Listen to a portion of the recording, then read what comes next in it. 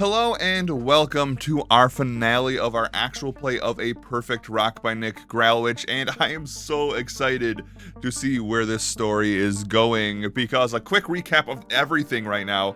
We started on the Nexus, this very science, technological place filled with these hyper-intelligent mice people who pushed science too far.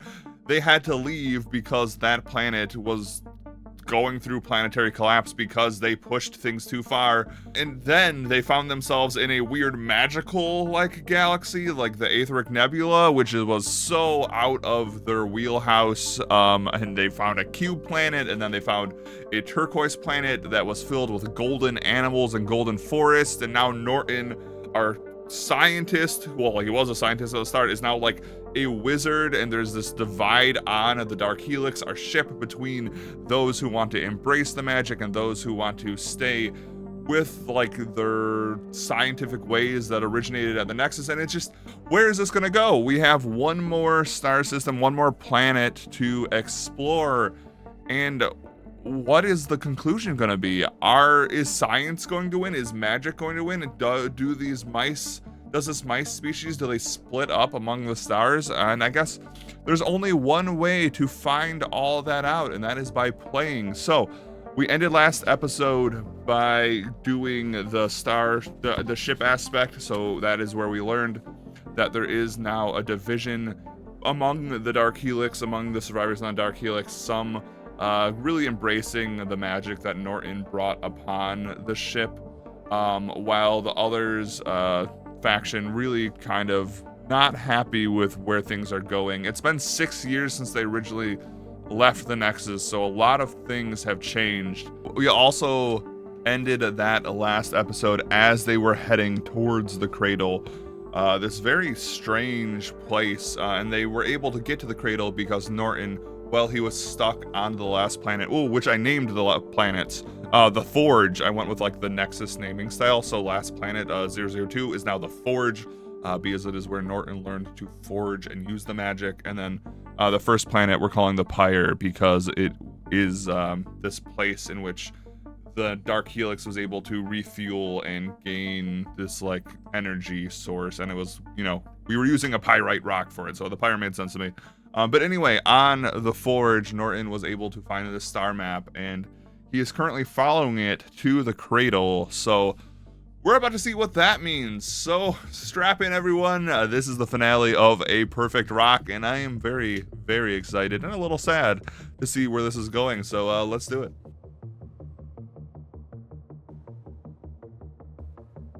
Okay, so as another time jump happens, Norton and the survivors of the Nexus eventually land at the cradle. With that time jump, we had that division happening among those on the Dark Helix, and I'm going to just read what we have to work with as we arrive in this very strange star system. So, the cradle is an interdimensional collision in space, where this dimension meets the membrane of another. Your scientists believe the convergence moves through space and time, making it impossible to find the cradle using normal navigation methods. So Norton finding that map is the reason we're here. The collision manifests as a bubble of your dimension that breaches into a neighboring dimension. The bubble is as large as a star, and the interior surface glows with a strange light. A solitary planet sits in the exact center of the bubble. So we have one candidate planet, so we have one planet to check out, our last planet, because at the beginning of this game we decided we were going to do 3 star systems. The theme for the cradle, so we'll keep this in mind while creating this planet, while exploring this planet I should say, is where one reality meets another. We're still in the Aetheric Nebula, so it's still magical, and then this is also asking us to do a group observation. So it's asking us a question we need to answer, and that is, when you enter the bubble, ask each explorer, what do you notice when you look across the membrane into the other dimension? Ooh, that's a good question. I kind of want to play up that division that's happening on the Dark Helix. This is magical, this is weird, there's now another dimension at play. I think as people look out into this bubble, into this membrane, into this strange dimension, strange reality, I think they see what they want to see. I don't think there is one set answer. I think maybe when Norton looks at the membrane, when he looks out the window, when he looks into this anomaly, he sees potential. He sees maybe kingdoms and a new way of life for his people. And I think maybe when people who are on the other side of this division, who want to return back to the way that the Nexus was, they see,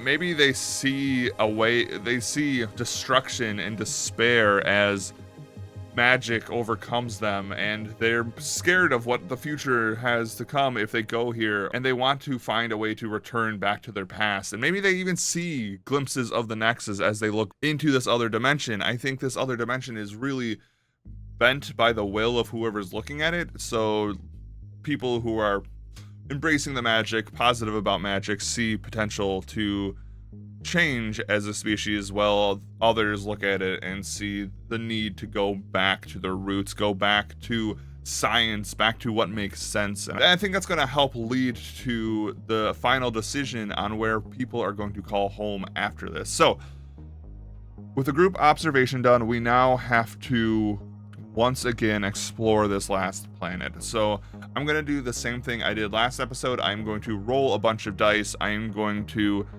mark down the different aspects of this planet, and then we're going to do a montage and talk about it then. So I'll be right back.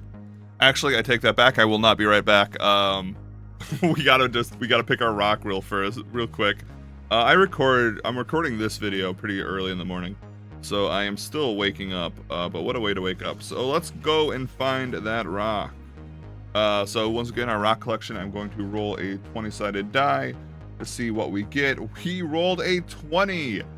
I kid you not, we rolled a 20. Okay, so that is diamond. We are in the cradle.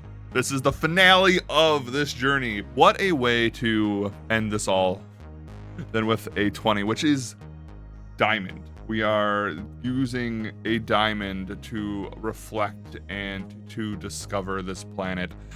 So now, for real this time, I'm gonna go roll some dice. I'll be right back. Okay, I lied. I said I would be right back, but I'm like not done rolling yet. I just have to appear again.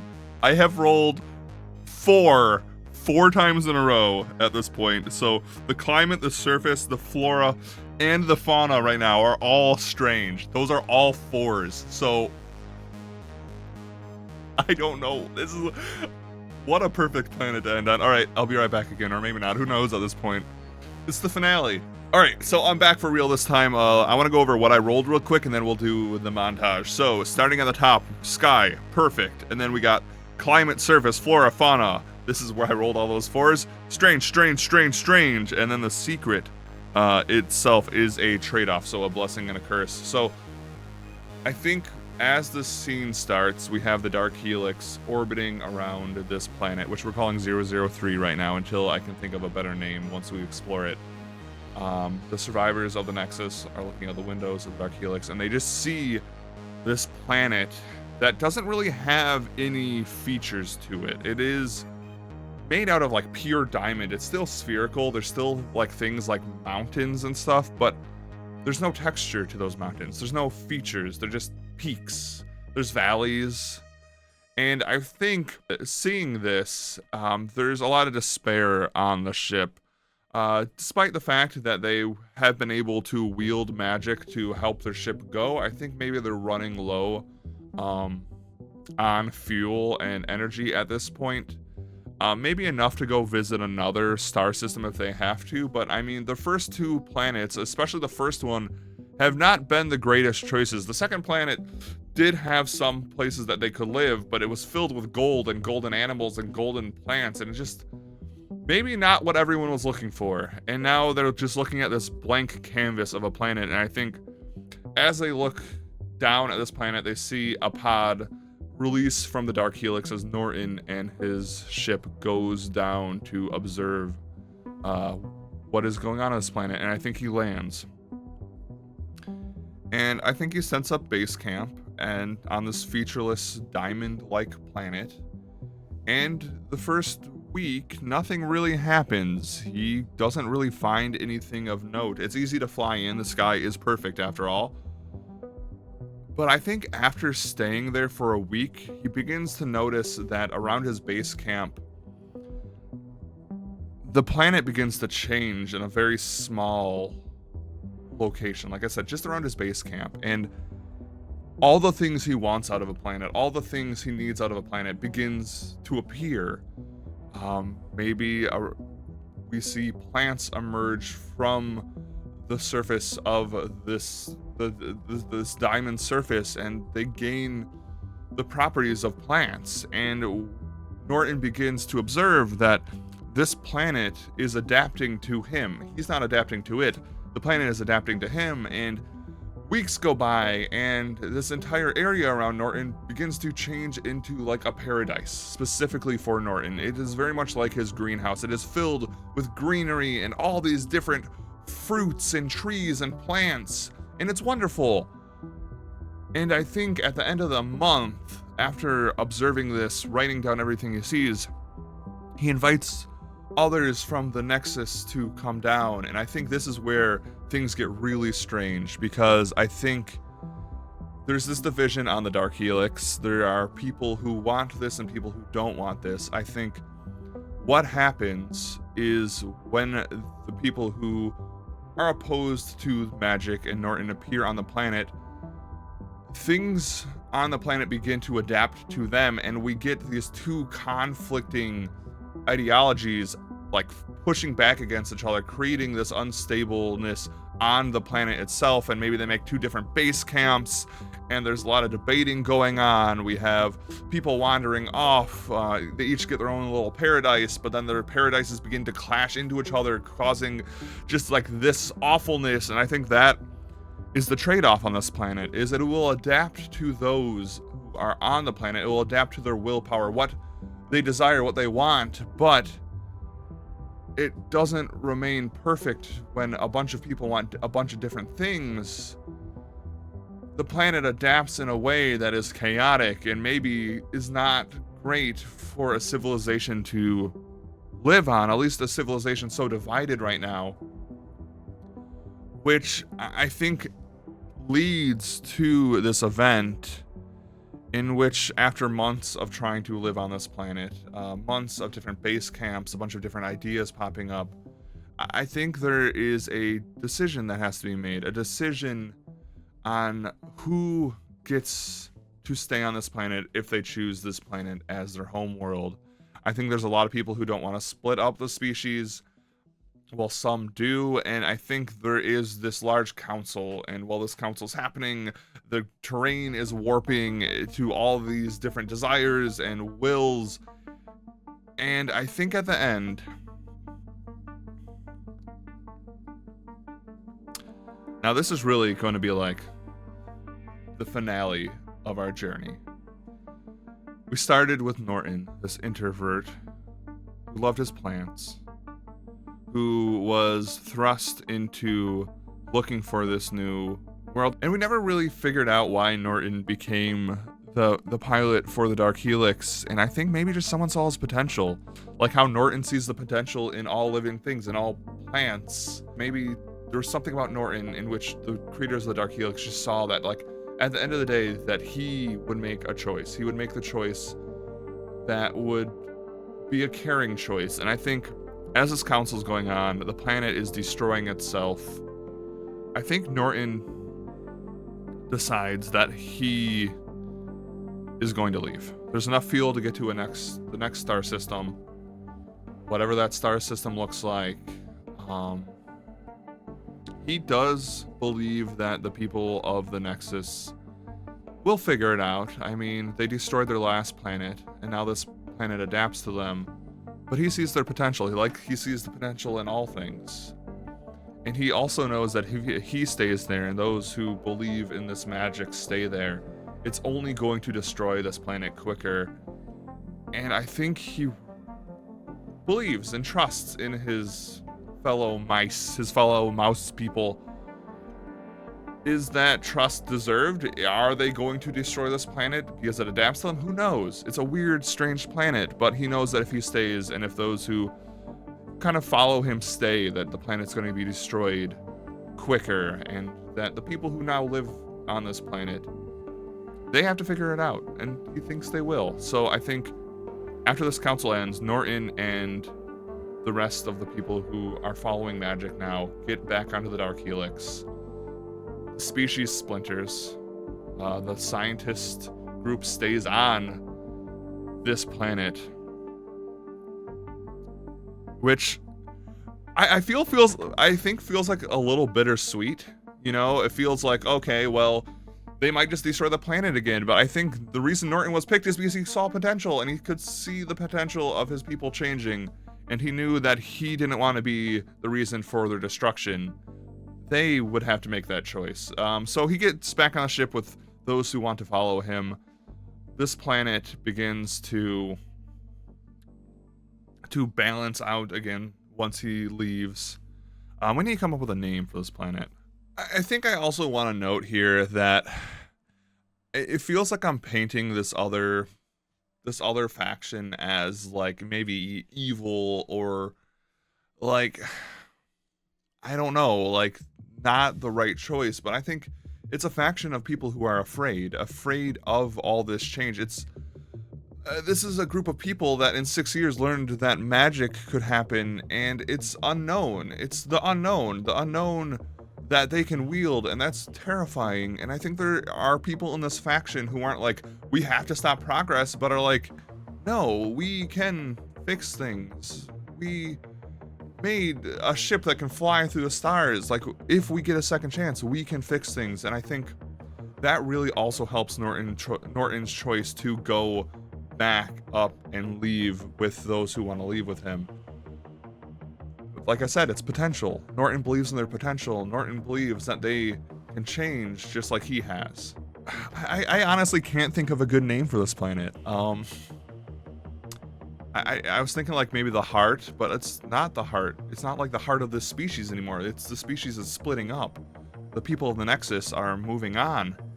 I don't know what to call this, and I think maybe this is a little me running away from having to name this planet. I think if we're following Norton, I think maybe he doesn't know the name of this planet, and as he is leaving, the people of this planet will name it eventually. And that's okay, because Norton and those who went with him, they are now on their own journey. They have enough fuel to get to the next planet, and they'll figure it out there. They'll figure out their own path, their own magical path, and they hope and they believe that those they are leaving behind on this world that adapts to them, they believe that they will find a way to create something special and create something that doesn't destroy itself again. And yeah, I think how we're going to wrap this all up, we're going to do something a little unorthodox. At the end of all A Perfect Rock games, you decide on which planet you're going to call home. I don't want to end it with Norton finding a new planet that he calls home. I like the idea that it's going to end with Norton still journeying with some of the survivors of the Nexus, still trying to find a home, with half the species finding a home. And instead of doing that debrief where we decide on that final home, I want to do one last ship aspect, one last look at the ship as the Dark Helix leaves the cradle. And we are not going to roll on which aspect we want to do this time, because there is the sixth option that now opens when we are at the end of our journey, and that is the closure aspect. I'm going to roll a d6 to decide on our prompt, but this aspect is going to be all about closure. So let's roll that, and then let's answer this final question. 1. Celebration. A celebration to mark the end of a journey. What moment will you remember from this celebration?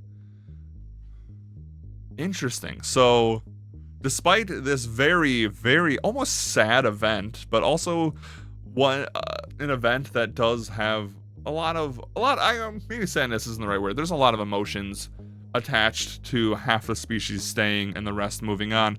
I think those on the Dark Helix, they celebrate. They celebrate not because they have found a home, not because their journey is ending, but they're celebrating that it's okay to keep journeying, that they will eventually find a place to call home. Maybe not all of them will call home. Maybe they find a way to keep energizing the Dark Helix and they'll keep going, and maybe that is their new home. Maybe the Dark Helix is.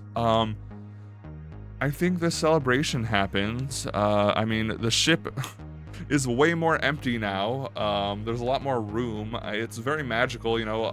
Like I said last episode, things were becoming golden. I think this ship looks like a weird mashup of gold and like different floral aspects. Now that Norton has like the greenery slowly take over the ship, and it looks almost like a wizard's sanctum in this like weird way that also still has like all these technological aspects to it, maybe just like hidden underneath all the plants and all the gold. And I think the celebration is just like the celebration of like what is going to happen, the potential. That's what this has always been about, the potential. And I think, what moment will you remember from the celebration? I think very much like when this group originally left the Nexus. I think after drinking and partying and having a good time, they look out the window, just like Norton looked out the window when he left the Nexus, and they watch as fades away. And I think that's what they remember. It's a little scary, their journey isn't over yet, but there's potential there. And I think that's a good place to end this entire thing. I hope it was a satisfying ending. I think the thing I love about tabletop games, the solo tabletop games, is you don't really know where they're gonna end. You don't know where they're going. And I think that's satisfying enough for me. I could never imagine in 1,000 years that when we started leaving the Nexus with these very technological mice people, that we were going to eventually end with half of them staying on one planet, the other journeying as these like space wizards. But here we are, and that's a fun story, and that's a perfect rock. That's like only like one of, talk about potential. Like, what if we went to the alien civilization? What would our ending look like then? What if we chose to go to different planets? What if the dice rolled in different directions? Where would that story go? And yeah, I hope you enjoyed this journey with me. I very much did. Once again, that was A Perfect Rock by Nick Gralewicz. If you want to check out this game for yourself, you can go over to Deep Dark Games website, in which you can pick up a copy, and I highly recommend this game. It is wonderful. I like immediately just want to be like, okay, let's run it back. Let's see what happens if we go to that alien civilization. But we got more games to look at, more games to play. This is also like the first full series of an actual play that I am releasing on my channel. I've tried in the past, but I could never find my footing, and I think what a great way to restart my own journey with this channel than with A Perfect Rock. And yeah, thank you so much for watching. Let me know what you thought down below, and until next time, be excellent to each other.